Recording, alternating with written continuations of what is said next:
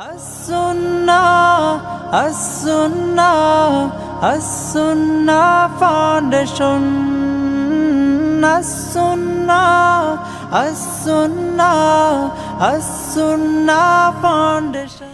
আসসালামু আলাইকুম রহমতুল্লাহি আবরাকাতুহ। আলহামদুলিল্লাহ ওয়াসসালাতু ওয়াসসালামু আলা রাসূলিল্লাহ ওয়া আলা আলিহি ওয়া আসহাবিহি ওয়া মান তাবিআ বিহুদাহ আম্মা বাদ।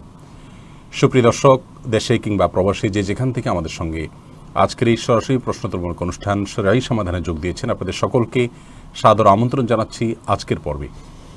প্রিয় দর্শক, শরীআই সমাধানের আজ আমরা ৯০তম পর্বে উপনীত হয়েছি আল্লাহ তাআলার অশেষ অনুগ্রহে, আলহামদুলিল্লাহ। অন্যান্য দিনের মতো আজও আপনাদের সঙ্গে ইনশাআল্লাহ ঘণ্টাব্যাপী আমি থাকছি আসুন্নাহ ফাউন্ডেশন থেকে, আসুন্নাহ ফাউন্ডেশন স্টুডিও থেকে সরাসরি সম্প্রচারিত এই অনুষ্ঠানে আপনারা প্রশ্ন করতে পারেন।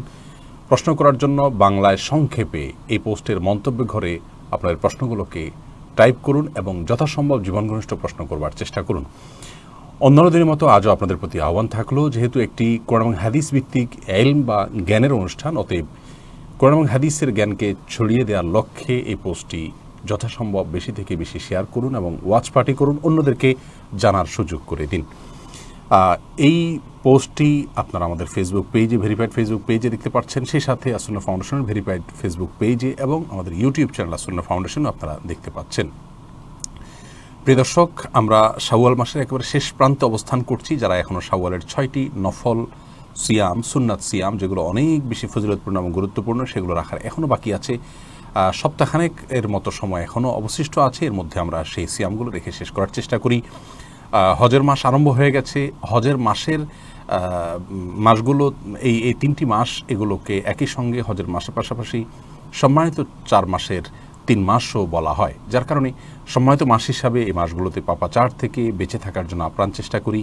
আল্লাহ রাব্বুল আলামিন হজ এবং ওমরাকে স্বাভাবিকভাবে আবারও আমাদের বিশ্ববাসীকে করার জন্য তৌফিক দান করেন, আমরা সে দোয়া করি।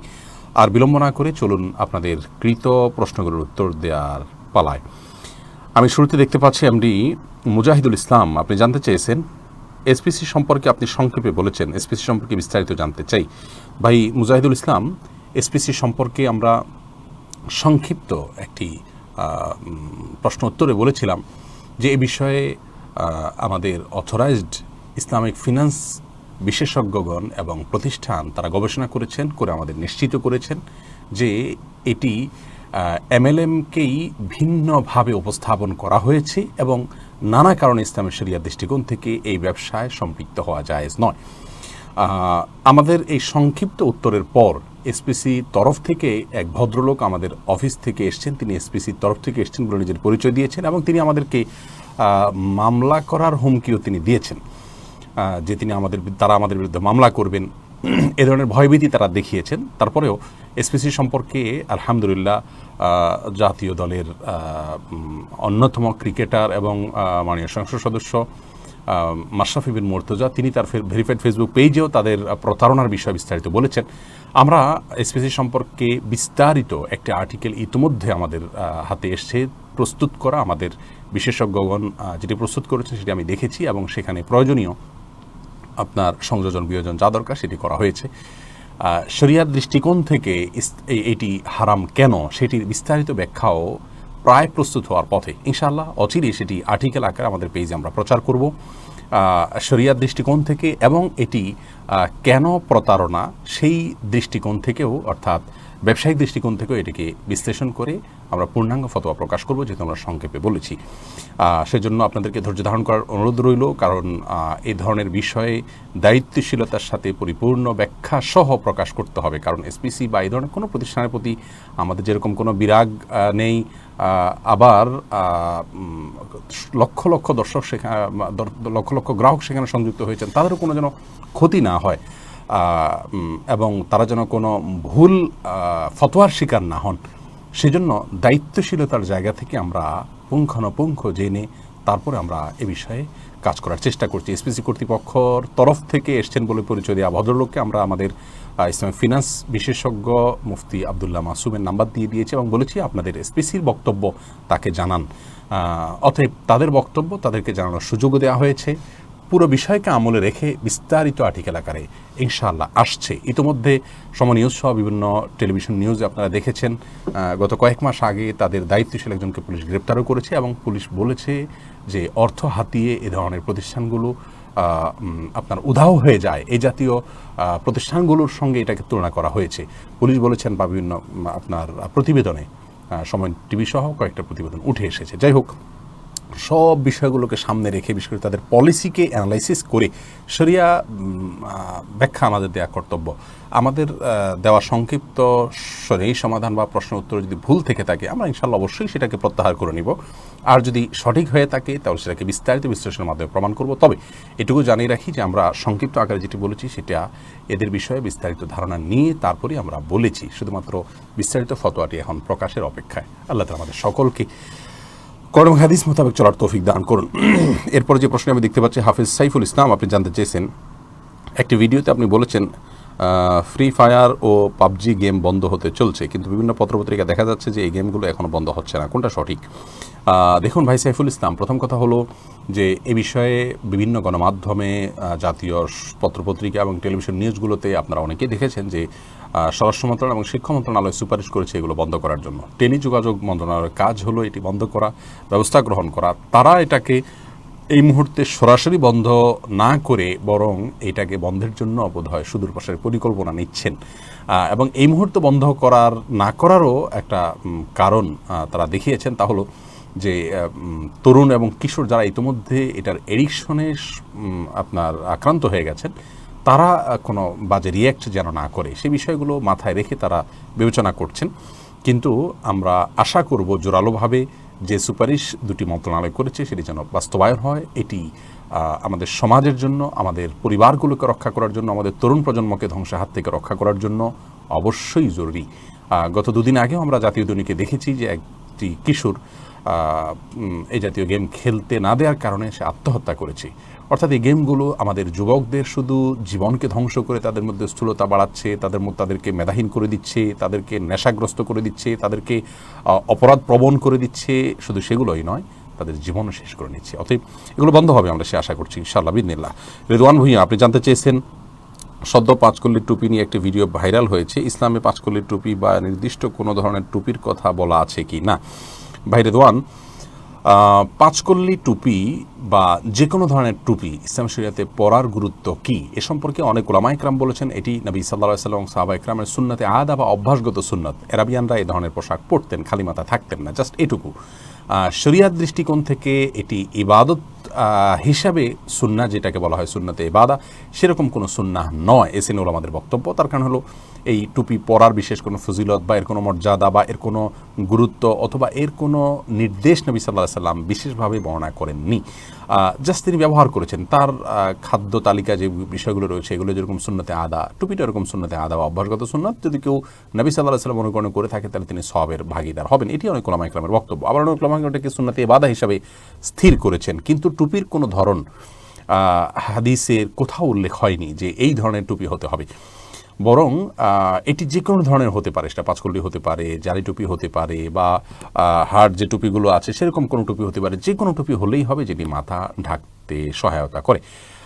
পাঁচকল্লি টুপি এটি পাঁচটা ইসলামের স্তম্ভ, সেটাকে আমার মাথার উপরে ধারণ করলাম অর্থাৎ সেটাকে মেনে চলবো, এরকম আইডিয়া থেকে অনেকে বলে থাকেন যে এক শ্রেণীর উলামা ইকরাম এটিকে আবিষ্কার করেছেন এবং মাথায় এটি ধারণ করেন যাতে পাঁচটা রোকনকে তিনি ধারণ করতে পারেন। সেই চিন্তা থেকে পাঁচটা তা জোড়া দিয়ে সেটাকে তৈরি করা হয়। এটি নিছক একটা ভাবনা, কিন্তু এটাকে যদি কেউ আবশ্যক মনে করেন, এটাকে পড়লে বিশেষ সওয়াব হবে মনে করেন, এটাকে বিশেষ মর্যাদার ইসলাম শরিয়া বা কোরআন হাদিসের দৃষ্টিকোণ থেকে এরকম কিছু মনে করেন, এটা না পড়লে কেউ কাউকে ডিসকারেজ করেন, এই লেভেলের যদি সমস্যা হয় তাহলে এটি বরং বেদাতে পরিগণিত হবে। যে ভিডিও ক্লিপের কথা আপনি বলছেন সেই ভিডিও ক্লিপ আমরা দেখেছি। সেখানে একটা শিক্ষা প্রতিষ্ঠানের ইউনিফর্ম বা ড্রেস কোডের মধ্যে এটি রাখা হয়েছে। সেটি সম্পূর্ণ স্বতন্ত্র বিষয়। যে কোনো শিক্ষা প্রতিষ্ঠান টুপির ক্ষেত্রে বা পাঞ্জাবির ক্ষেত্রে যাতে একরকমের হয় সব বাচ্চাদের, যাতে দেখতে সুবিধা হয় এবং বাচ্চাদের পারস্পরিকভাবে এক অন্যের সাথে মিশতে সুবিধা হয় এবং নানা কারণে ইসলামী শরিয়ার কোনো বিধিনিষেধ বা নির্দেশনা লঙ্ঘন না করে যদি কোনো প্রকার ড্রেস কোড দেয় কোনো শিক্ষা প্রতিষ্ঠান, সেটা অনুকরণ করা উচিত, সেটা নিয়ে বাড়াবাড়ি করা উচিত নয়। শিক্ষা প্রতিষ্ঠান তাদের সৌন্দর্যের জন্য নিয়ম বা শৃঙ্খলার স্বার্থে পাঁচকল্লি বা অন্য কোনো টুপি যদি রাখে সেটা তো কোনো অসুবিধা নেই, কিন্তু এটা যদি কেউ আবশ্যক মনে করে এই টুপি পরা নিয়ে আপনার বাড়াবাড়ি করেন তাহলে সেটা বেদাতে পরিগণিত হবে। আল্লাহ মাফ করুন, আজ মুসলিমরা আমরা ছোটোখাটো বিষয়গুলো নিয়ে পড়ে আছি। কত গুরুত্বপূর্ণ বিষয় আছে। টুপি যেটা আদৌ সুন্নতে এবাদা কিনা, যেটার সারা জীবনে কেউ না পড়লে কি আমাদের ময়দানে একবারের জন্য জিজ্ঞাসিত হবে না, সেটা নিয়ে আমরা অনেকে বাড়াবাড়ি করছি। আল্লাহ মাফ করুন, আমাদেরকে হেদায়েত দান করুন। রহমতুল্লাহ, আপনি জানতে চেয়েছেন ফোন কলের বাগান 3-5 কোনো ফলের বাগান 3-5 অথবা 10 বছরের জন্য লিজ নিয়ে ব্যবসা করা জায়েজ হবে কিনা জানালে উপকৃত হবে। জি, অবশ্যই জায়েজ হবে। কোনো বাগান বা কোনো জমি লিজ নিয়ে আপনি সেখানে চাষাবাদ করলেন 3-5 বা 10 বছরের জন্য, এখানে যে অর্থ বিনিময় আপনি দিবেন সেটা যদি পরিষ্কার থাকে, সময়সীমাটা পরিষ্কার থাকে, সব কিছু যদি স্পষ্ট থাকে, কোনো অসুবিধা নেই সেটি নিয়ে আতে। বুম আইডি থেকে আপনি জানতে চেয়েছেন বর্তমানে ইসরায়েলের পণ্য আমরা যদি ভুল করে নিজে কিনে খেয়ে ফেলি তাহলে কি আমাদের ঈমান নষ্ট হয়ে যাবে? না ভাই, ইসরায়েলি পণ্য কিনে খেলে ঈমান নষ্ট হবে না, এবং এটা কিনে খেলে হারামও হবে এমন নয়। এটা বিষয়টি নীতিনৈতিকতার প্রশ্ন। ইসলাম শরীয়তের দৃষ্টিকোণ থেকে এটাকে হারাম বলার কোনো কারণ নেই। কোরআন হাদিসে কোথাও তাদের পণ্য ক্রয় বিক্রয় বা ভোগ এটাকে হারাম বলা হয়নি। তবে তারা যেহেতু আমার ভাইদের, আমার বোনদের রক্ত চোষণকারী, অতএব তাদের পণ্য কেনা মানে তাদেরকে সহযোগিতা করা। সেই জায়গা থেকে তাদের পণ্য বয়কট করার আমাদের উচিত। শুধু তাদের পণ্য নয়, ইসলামের চিহ্নিত শত্রু যারা আছে, আমাদের দেশেও আছে, তাদের পণ্য আমরা অহরহ ঘরে কিনছি। এটা তাদেরকে আমরা অর্থনৈতিকভাবে, আর্থিকভাবে তাদেরকে আমরা সাহায্য করছি, সহযোগিতা করছি প্রকারান্তরে। এই জায়গা থেকে ইমানের চেতনার জায়গা থেকে, আমাদের দায়িত্ববোধের জায়গা থেকে পরিহার করা উচিত। যদি কেউ খেয়ে ফেলে বা কিনে ফেলে তার ফলে তিনি কবিরা গুনাহ করে ফেলেছেন বা ঈমান হারা হয়েছেন, বিষয়টা কিন্তু সেরকম নয়। আসমা বিনতে রহিম জানতে চেয়েছেন শিরক ছাড়া আর কি কি কাজ করলে পূর্বের সব আমল বাতিল হয়ে যায়, অথবা কি কাজ করলে ইবাদত কবুল হয় না? দেখুন, শিরক এটাই শুধুমাত্র মানুষের পেছনের সমস্ত আমলসমূহকে বরবাদ করে দেয়, নষ্ট করে দেয়। আর ইবাদত কবুল না হওয়ার কারণ হলো নবী করিম সাল্লাল্লাহু আলাইহি ওয়াসাল্লামের পদ্ধতি অনুযায়ী যদি ইবাদত না করেন কেউ, তাহলে সেটি কবুল হবে না। শিরক করার কারণে যেমন ইবাদত কবুল হবে না, তেমনিভাবে যদি কেউ ইবাদত পার্থিব কোনো উদ্দেশ্যে করে, আল্লাহ সন্তুষ্টি ছাড়া অন্য কোনো হীন স্বার্থ চরিতার্থ, মানুষের কাছে প্রশংসা পাওয়া ইত্যাদির কারণে যদি মানুষ কোনো ভালো কাজ করে, তাহলে সেটিও আল্লাহর কাছে কবুল হবে না। লালন জামির আইডি থেকে আপনি জানতে চেয়েছেন আমরা ফেরি লঞ্চে যখন পার হই তখন নামাজের ওয়াক্ত আসলে ফেরি লঞ্চ সরবরাহকৃত পানি দিয়ে উজু করতে হয়, কিন্তু পানি সম্ভবত নদী থেকে উঠানো, যে নদীতে একই সাথে টয়লেট বাথরুমের লাইনও সরাসরি সংযুক্ত। এখন ওই পানি দিয়ে উজু করলে যৌক্তিক হবে কিনা? ভাই লালন জামিল, জায়েজ হবে, কোনো অসুবিধা নেই। নদী, খাল এ ধরনের আপনার প্রবাহমান পানি যেখানে আছে সেখানে যদি এক প্রান্ত দিয়ে নাপাক যায়, অন্য প্রান্ত দিয়ে আপনি পানি ব্যবহার করতে পারবেন। এ বিষয়ে কোনো ইসলামিক স্কলারের কোনো প্রকার দ্বিমত নেই। সমস্ত ওলামায়ে কেরামের মতে এটি জায়েজ আছে, কোনো অসুবিধা নেই। তবে যেই জায়গাটাতে নাপাক রয়েছে ঠিক তার আশপাশ দিয়ে পানি যেহেতু দুর্গন্ধযুক্ত এবং ময়লাযুক্ত আছে, আশপাশে ব্যবহার করা নিষেধ। একটু দূরে, ধরুন 2-4 হাত দূরে বা 2-5-10 হাত দূরে থেকে আপনি পানি ব্যবহার করতে পারেন, অসুবিধা নেই ইনশাআল্লাহ বিদিনিল্লাহ। সৌরভ রেজা আপনি জানতে চেয়েছেন আমাদের গ্রামের বাড়িতে যেখানে আগে একটা মসজিদ ছিল সেখানে আশপাশে 4-5টি মসজিদ হয়ে গিয়েছে। প্রতিটি মসজিদে এখন ঈদের জামাত আরম্ভ হয়েছে, অথচ পাশের ঈদের বড় জামাতের মাঠ আছে। এটা ইসলামিক নিয়ম অনুযায়ী কতটা সঠিক? খুবই গুরুত্বপূর্ণ একটি প্রশ্ন করেছেন ভাই রেজা। এটি কোনো অবস্থাতেই উচিত নয়, এটি ভুল। ইসলাম শরিয়ার দৃষ্টিকোণ থেকে মূলত 5 ওয়াক্ত সালাতের যে আয়োজন সেটি হলো একটা ছোট মহল্লার মানুষরা যেন একত্র হতে পারেন দৈনিক 5 বার। সেই জন্য জুমা হলো কয়েক এলাকার মানুষ যেন একত্র হতে পারেন। ঈদের নামাজ হলো আরও বড় পরিসরে যেন অনেক মানুষ একত্র হতে পারেন। সেই জন্য ধরুন একটা ওয়ার্ডে একটা মসজিদ থাকলো, একটা ইউনিয়নে একটা জুমার মসজিদ থাকলো, আর আশপাশের কয়েকটা ইউনিয়ন মিলে একটা ঈদের জামাত থাকলো, বা একটা বড় ইউনিয়ন একটা ঈদের জামাত থাকলো। এটা হলো ইসলাম শরিয়ার নির্দেশনা। দুঃখজনক যে আজকাল আমরা সবাই স্বয়ংসম্পন্ন, কোনো মসজিদের উপর নির্ভরশীল না। এটার কারণ হলো আমাদের পারস্পরিক সম্পর্কগুলো নষ্ট হয়ে গেছে। মসজিদ এখন লৌকিকতা, মানুষ দেখানোর একটা, বাহবা কুড়ানোর একটা ক্ষেত্রে পরিণত হয়েছে। এই কারণে আমরা সবাই যার যার মতো মসজিদ করি, সবাই ইন্ডিপেন্ডেন্ট কিছু করতে চাই। এটি না করে বরং আমরা যদি অল্প মসজিদ করে কেন্দ্রীয় মসজিদ নির্মাণ করি তাহলে মুসলিমদের ঐক্য, ইউনিটি স্ট্রং হবে এবং নানামুখী উপকারিতা সেখানে নিহিত আছে। এমনটি করা উচিত নয়। আল্লাহ আমাদের বোঝার তৌফিক দান করুন। মোহাম্মদ মেহেরাজ পাটোয়ারি, আমার স্ত্রীকে আমি কাবিনের 18 নম্বর কলামের ধারা অনুযায়ী তালাকের নোটিশ পাঠিয়েছে, আমার স্ত্রী আমাকে কাবিনে 18 নম্বর কলামের ধারা অনুযায়ী তালাকের নোটিশ পাঠিয়েছে। আমি বিয়ের সময় কাবিননামা 18 নম্বর কলাম পড়ে দেখি নাই। ইসলামে এই বিষয়ে সমাধান কি? আমার স্ত্রীর কি ছাড়াছাড়ি হয়ে গেছে? ভাই মেহরাজ পাটোয়ারি, প্রথমত তালাকের ফতোয়া এইভাবে আমরা দেই না। আপনার সাথে আপনার স্ত্রীর তালাকের বিচ্ছেদ হয়েছে কিনা, তিনি কি লিখে পাঠিয়েছেন, সেই লেখাটা ভাষ্য কী ছিল, এসব বিষয়গুলোকে পর্যালোচনা করা ছাড়া আপনার শুধুমাত্র এটুকু বিবরণের ভিত্তিতে আপনাদের সম্পর্ক আছে কি নেই সেই সমীকরণে আমরা যেতে পারবো না।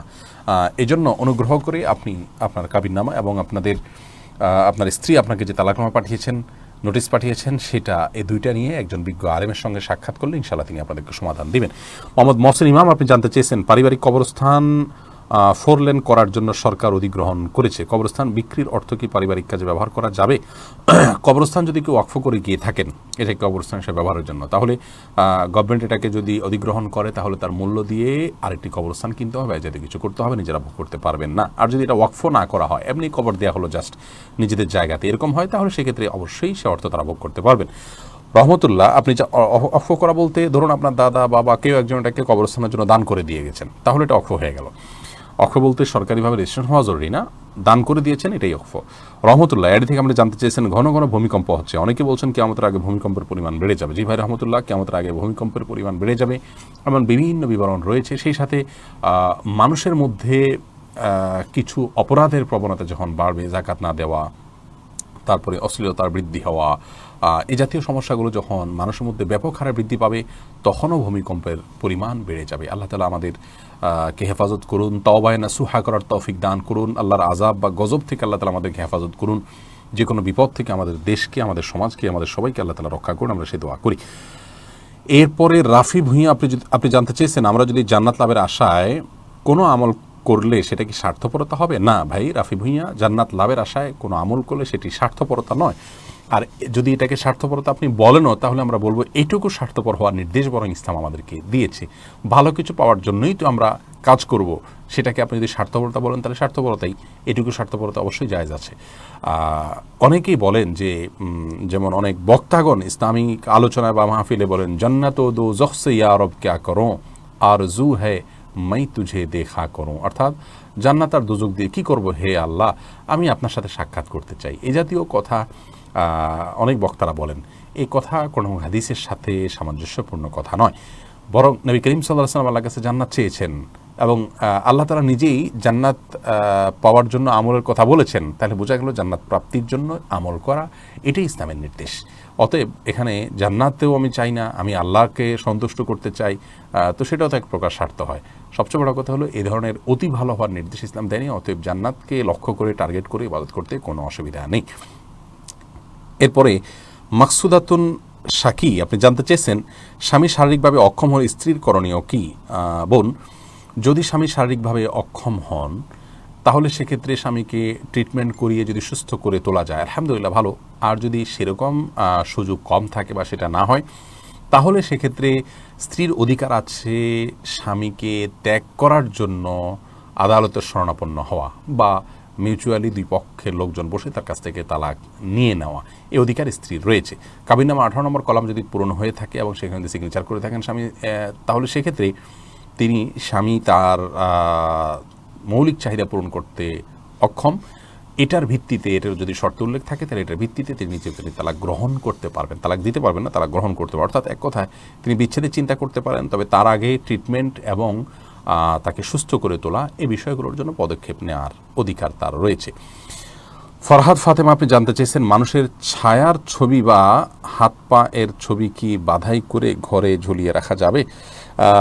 ছায়ার ছবি যেহেতু স্পষ্ট নয়, অস্পষ্ট, আর হাত পা এটা জাস্ট একটা অঙ্গ, পুরো শরীর নয়, অতএব এটার ছবি যদি ঝুলিয়ে রাখেন তাতে ইনশাআল্লাহ ছবি ঝুলিয়ে রাখা বা ছবি বাসা বাড়িতে রাখার যে গুনাহ, যে নিষিদ্ধ হাদিসে রয়েছে, যেটি আমাদের জন্য ব্যাপক ক্ষতির কারণ, যেটি আমরা অনেক সময় ফিল করি না সরাসরি, কিন্তু ভেতরগত অনেক ক্ষতির কারণ হয়ে থাকে বিভিন্ন প্রাণীর ছবি ইত্যাদি বাসায় রাখার ফলে, সেই নিষিদ্ধের আওতায় এটি পড়বে না ইনশাআল্লাহ। মেঘের আড়ালে চাঁদ আইডি থেকে আপনি জানতে চেয়েছেন আমরা 2 বোন বসত ভিটাটা যদি বাবা 2 বোনের নামে করে দেয় অন্য সম্পত্তি বাদে, তাহলে কি গুনাহ হবে? বোন, আপনারা 2 বোন আছেন, আপনাদেরকে পুরো সম্পদ আপনার বাবা যদি লিখে দেন তাহলে সেটি জায়েজ হবে না। কারণ আল্লাহ রাব্বুল আলামিন কোরআনে কারিমে বলেছেন যে মেয়েরা যদি একা হয়, কোনো বাবার যদি একজন সন্তান থাকেন, তিনি মেয়ে হয়, তাহলে তিনি অর্ধেক সম্পদ পাবেন। আর যদি 2 জন হন তাহলে সেক্ষেত্রে 2/3, 3 ভাগের 2 ভাগ সম্পদ তারা পাবেন। বাকি 1 ভাগ যেটা আছে 3 ভাগের, সেটা বাবার অন্যান্য আর কে বেঁচে আছেন তাদের মধ্যে কোরআন এবং শরিয়ার বিবরণ অনুযায়ী বন্টন হবে। যেমন বাবার মা থাকলে এবং তার স্ত্রী থাকলে এবং তার আত্মীয় স্বজনের মধ্যে আরও কেউ আছেন যারা এই তালিকায় আছেন, যারা পেতে পারেন অবশিষ্ট সম্পদ, তাদের প্রতি সেটি বন্টন করা হবে। পুরোটুকু 2 মেয়েকে লিখে দেওয়া জায়েজ নাই, উচিত নয়। শাহিদুর রশিদ শাবলু আপনি জানতে চেয়েছেন, আমি আমার জীবন নিয়ে চিন্তিত, সারাক্ষণ নিজের মধ্যে হতাশা কাজ করে, কিভাবে হতাশামুক্ত হতে পারি, পরামর্শ চাই। দেখুন, পেরেশানি এবং চিন্তা দূর করবার জন্য সর্বপ্রথম কাজ হলো আল্লাহ রাব্বুল আলামিনের সাথে কথা বলা। আপনি সিজদায় গিয়ে আল্লাহর সাথে একটু কথা বলুন, ভোর রাতে উঠে একটু তাহাজ্জুদ পড়ে আল্লাহর কাছে একটু কাঁদুন, মন খুলে কথা বলুন, আপনি ইনশাআল্লাহ কিছুটা হলেও হালকা ফিল করবেন। আর হতাশা এটা শয়তান মানুষের মধ্যে সৃষ্টি করে, এটা কাফিরদের কাজ। শয়তান নিরাশ হয়ে গেছে। আল্লাহ বলেছেন ওয়ালা ইয়াসমি রাহমাতিল্লাহি ইল্লাল কওমুল কাফিরুন, আল্লাহর রহমত থেকে নিরাশ এটা কাফের ছাড়া কোনো মুসলিম হতে পারে না। অতএব হতাশা থেকে নিজেকে বাঁচিয়ে রাখার জন্য সংগ্রাম করা, নিজেকে আশার আলো দেখানো বা আশাবাদী হওয়া, এটি আমাদের ইমানের দাবি। সেই জায়গা থেকে আল্লাহর প্রতি ভরসা রাখার জন্য আপনি কোরআন আয়াতগুলো পড়তে পারেন। বিশেষ করে যে আয়াতগুলোতে আল্লাহ রাব্বুল আলামিন ভরসা দিয়েছেন আমাদেরকে, সেগুলো আপনি বেশি পড়তে পারেন অর্থ সহকারে বুঝে।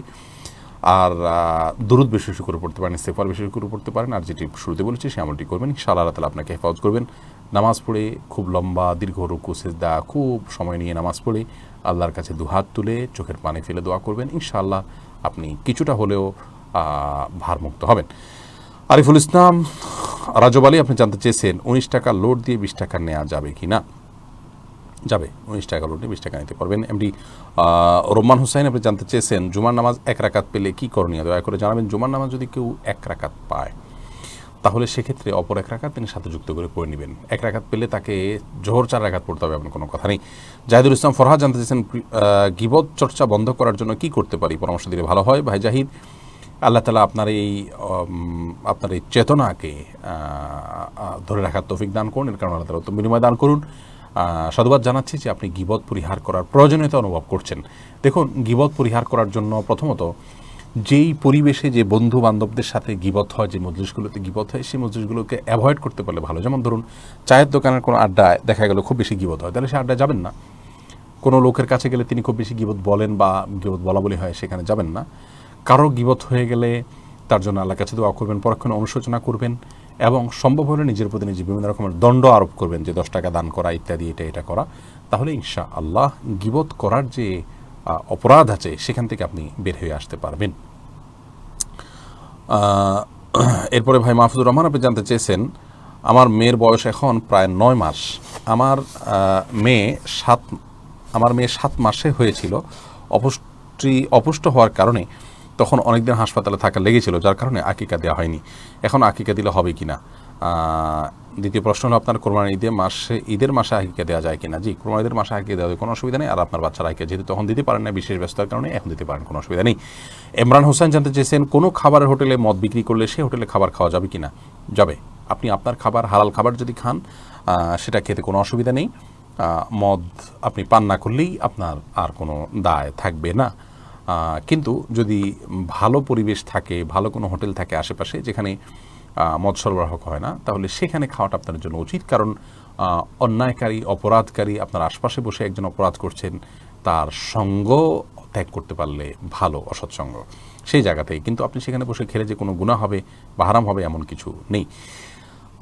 মিরাজুল ইসলাম সৈকত আপনি জানতে চেয়েছেন মক্কার আজানের লাইভ ব্রডকাস্টে আজানের জবাব দিলে কি পূর্ণাঙ্গ জবাব পাওয়া যাবে?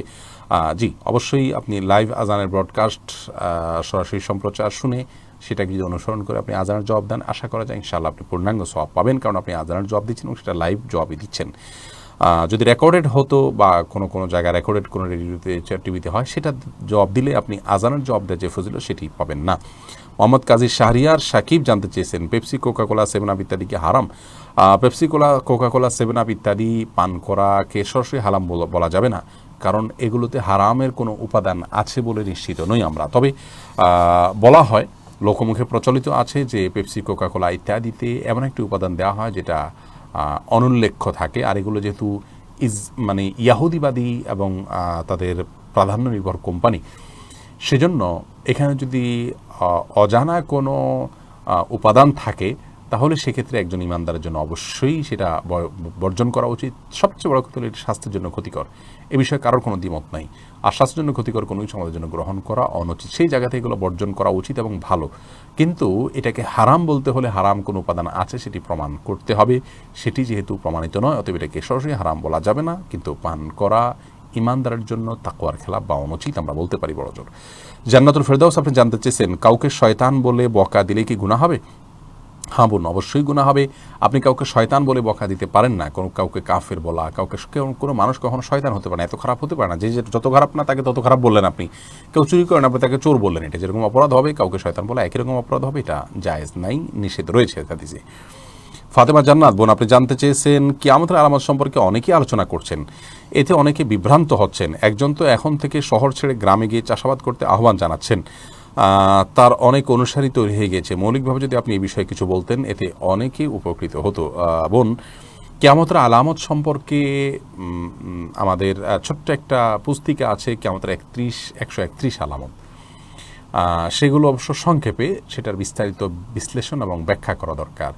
কিয়ামতের আলামতগুলোর ব্যাপারে একটা মৌলিক নীতি হলো যে কিয়ামতের আলামতের কথা বলার পর সেটাকে কোনো বিশেষ ঘটনা এবং প্রেক্ষিতের কাছে এনে ফিট করে দেওয়া এটা অনুচিত, সেটা করার অধিকার কারণ নেই। ধরুন কিয়ামতের আগে ভূমিকম্প হবে বা বড় ধরনের ভূমিধস হবে। এই ভূমিধস, আপনি কোনো এলাকায় একটা ভূমিধস হলো, আপনি বললেন হাদিসে বর্ণিত সেই ভূমিধস এটি, এরকম নির্দিষ্ট করে দেওয়ার অধিকার আমাদের কারণ নেই, কারণ আমরা কেউই জানি না এটি সেটি নাকি আরও পরে হবে, ভিন্ন কোনোটা এটি, সাধারণ কোনোটি, এটা আমরা কেউ জানি না। যার কারণে এইভাবে নির্দিষ্ট করা অনুচিত। এবং কিয়ামতের আলামত নিয়ে আপনার আজকাল বক্তব্য হলে সে বক্তব্যগুলোতে আমরা অনেক বেশি চমৎকৃত হয়ে যাচ্ছি, আমরা অনেক বেশি আকৃষ্ট হয়ে যাচ্ছি, এবং আনকমন কথা হলে এবং একটু বিশেষ কোনো আপনার কি বলা যায় এটাকে, ভিন্ন ধাঁচের কোনো কথা শুনলেই আমরা খুব বেশি আকৃষ্ট হয়ে পড়ি, যেটা উচিত নয়। আল্লাহ তাআলা আমাদেরকে হেফাজত করুন এবং হেদায়েত দান করুন। এই বিষয়ে আপনি বলেছেন বিস্তারিত বলার জন্য, বিস্তারিত আমরা বলার চেষ্টা করতে পারি ইনশাআল্লাহ বিদিনিল্লাহ। যদি সময় সুযোগ হয় এটা নিয়ে ডিটেইল পড়াশোনা করে ডিটেইল আলোচনা করতে হবে, অনেক সময়ের প্রয়োজন হবে এবং সিরিজ আলোচনা হয়তো করতে হবে। তো যদি আল্লাহ তাআলা তৌফিক দান করে আমরা সেটি করব। তবে এটুকু বলে রাখি, গ্রহণযোগ্য ওলামায়ে কেরাম, কোরআন এবং হাদিসের অনুসারী যারা কোরআন হাদিস পড়েছেন, এটিতে তাদের জীবনকে ব্যয় করেছেন, সে সমস্ত বিদগ্ধ ওলামায়ে কেরামের উপরে আস্থা রাখবেন, তারাই নবী সাল্লাল্লাহু আলাইহি ওয়াসাল্লামের ওয়ারিস। এছাড়া আপনার সাধারণ মানুষ তিনি কোরআন হাদিসের কথা যদি বলেন সেটি গ্রহণ করতে কোনো অসুবিধা নেই, কিন্তু এই জাতীয় হাইপোথেটিক্যাল ইস্যুগুলোতে ব্যাখ্যা নেওয়ার ক্ষেত্রে অবশ্যই পণ্ডিত ওলামায়ে কেরামের শরণাপন্ন হওয়া উচিত। আমাদের মতো তালেব ইলম টাইপ ওলামাদের আলেম বা তালেব ইলম যারা, তাদের ব্যাপারেও তাদের কাছ থেকে এই ধরনের ইলম নেয়ার ব্যাপারে সাবধান থাকা উচিত আপনাদের। তারপর আমরা ইনশাআল্লাহ বিদিনিল্লাহ আমরা যেটুকু জানি, যেটুকু মানে বলাই যায় ওলামায়ে কেরামের ব্যাখ্যাগুলোকে শুধু পেশ করে দিয়ে সেটুকু ইনশাআল্লাহ বলার চেষ্টা করব। আমি সজীব প্রধান জানতে চেয়েছেন, ইবাদত করি কিন্তু কিছু পাপ ছাড়তে পারছি না, কি করণীয়? ভাই সজীব, পাপ পরিহার করার প্রয়োজনীয়তা আপনি অনুভব করেছেন, আপনাকে সাধুবাদ জানাই। আপনার এই অনুভূতিকে, আপনার চেতনাকে আল্লাহ তাআলা আপনাকে জন্য বিনিময় দেবেন ইনশাআল্লাহ। পাপাচারগুলো পরিহার করবার জন্য পাপের পরিবেশ থেকে সরে আসাটা প্রয়োজন। সেই সাথে নেককার মানুষ যিনি পাপগুলো করেন তো না, বরং আরও বিভিন্ন পাপ থেকে বেঁচে থাকার জন্য আপ্রাণ চেষ্টা করেন এবং তিনি মুত্তাকি, পরহেজগার, আল্লাহ ভীরু, হারাম থেকে বেঁচে থাকার জন্য জীবনপণ লড়াই করে যান, এরকম মানুষদের সংস্রবে থাকা, এটি পাপাচার থেকে বেঁচে থাকার জন্য খুবই প্রয়োজনীয় একটি কাজ। আল্লাহ বলেছেন, ইয়া আইয়ুহাল্লাযীনা আমানু তাকুল্লাহ ওয়া কুনু মা'আস সাদিকিন, তাকওয়া অবলম্বন করো ইমানদাররা, আর সেটার জন্য সাদিক যারা সত্যবাদী, যাদের কথা কাজে মিল আছে, একনিষ্ঠ আল্লাহর খাঁটি বান্দাদের সাথে তোমরা থাকো, তাদের সান্নিধ্য অর্জন করো। এর মাধ্যমে আমরা ভালো হতে পারবো ইনশাআল্লাহ বিইذনিল্লাহ। সেই সাথে আল্লাহর কাছে দোয়া করবেন, বিভিন্ন রকমের দোয়া আছে নিজেকে নেককার বানানোর জন্য। আল্লাহুম্মা আতি নাফসি তাকওয়াহা, আল্লাহ আমাকে আপনি, আমার নফসকে, আমার প্রবৃত্তিকে আপনি তাকওয়া দান করুন। ওয়াজাক্কিহা ওয়া আনতা খায়রু মান যাক্কাহা, এবং এটাকে পরিশুদ্ধ করুন, কারণ আমার অন্তরকে, আত্মাকে পরিশুদ্ধ করার জন্য আপনার চাইতে উপযুক্ত আর কেউ বেশি নেই। তো এইভাবে আল্লাহর কাছে দোয়া করতে পারেন। এরপরে খালেকুল আলম আনা এই আইডি থেকে আপনি জানতে চাইছেন মেয়ে দেখতে গিয়ে হাতে টাকা দেওয়া যায় কিনা। জি, মেয়ে দেখতে গিয়ে হাতে টাকা দেওয়াতে কোনো অসুবিধা নেই, উপরোকন বা হাদিয়া দিতে পারেন।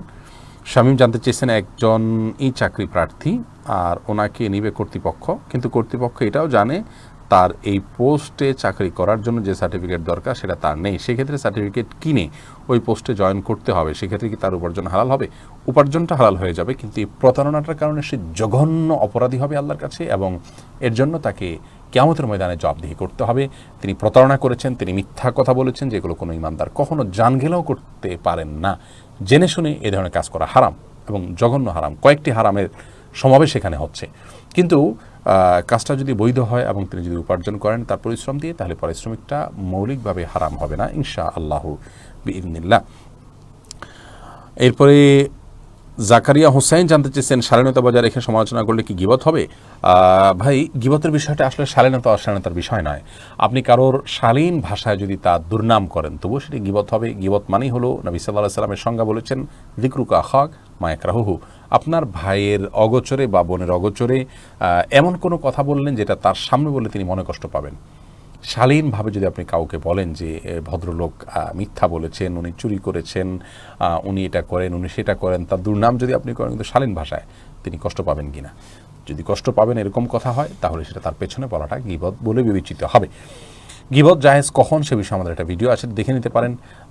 গীবত জায়েজ হওয়ার জন্য সেই ব্যক্তির সমালোচনা এমন কোনো ব্যক্তির কাছে করতে পারেন যে ব্যক্তির কাছে করলে তার সমাধান হবে, সংশোধন হবে, তার কাছে করতে পারেন, বা যার কাছে গীবত করছেন তাকে ওই ব্যক্তি সম্পর্কে সাবধান না করলে সে ক্ষতিগ্রস্ত হবে, এরকম গীবত জায়েজ আছে। এছাড়া সাধারণভাবে অর্থহীন যে শুধুমাত্র সমালোচনার জন্য সমালোচনা কারোর পেছনে, এটি করা জায়েজ না, যদিও শালীনভাবে করুন না কেন। লতিফা লাইজু আপনি জানতে চেয়েছেন ইয়াজুজ মাজুজ সম্পর্কে জানতে চাই। ইয়াজুজ মাজুজ কিয়ামতের আগে তাদের আবির্ভাব ঘটবে। কিয়ামতের আলামত সমূহের মধ্যে থেকে একটি মানুষের মতোই একটি সম্প্রদায়, এবং তারা এই পঙ্গপালের মতো ঝাঁকে ঝাঁকে আসবে এবং পৃথিবীর সমস্ত সম্পদ তারা শেষ করবে। বিস্তারিত জানার জন্য কিয়ামতের আলামত সম্পর্কে সিরিজ কোনো আলোচনা থাকলে সেগুলো শুনতে পারেন। আমরা ইনশাআল্লাহ এই বিষয়ে কাজ করব যদি আল্লাহ আমাদের তৌফিক দান করেন। এমনি লাবিদুর আপনি জানতে চেয়েছেন সুদের টাকায় তৈরি বাড়িতে কি ইবাদত কবুল হবে? সুদের টাকায় তৈরি বাড়িতে যদি ইবাদত করেন অন্য কেউ, একজনের বাড়ি করেছেন আরেকজন ইবাদত করেছেন, অসুবিধা নেই, কবুল হবে। কিন্তু যিনি সুদের টাকায় বাড়ি তৈরি করেছেন তিনি নিজে ইবাদত করছেন, তাহলে তার হারাম দ্বারায় উপার্জিত শরীর এবং সম্পদ সেটা নিয়ে ইবাদত করলে সেই ইবাদত আল্লাহর কাছে কবুল হওয়া নিয়ে বড় ধরনের প্রশ্ন আছে। সেটি কবুল হবে না আশা করা যায়, কিন্তু দায় মুক্ত হবেন, ফরজ আদায় হয়ে যাবে, জাস্ট এইটুকু। জাকি ইসলাম জানতে চেয়েছেন পুরুষদের লাল এবং হলুদ জামা পরিধান করার বিষয়ে বলবেন প্লিজ।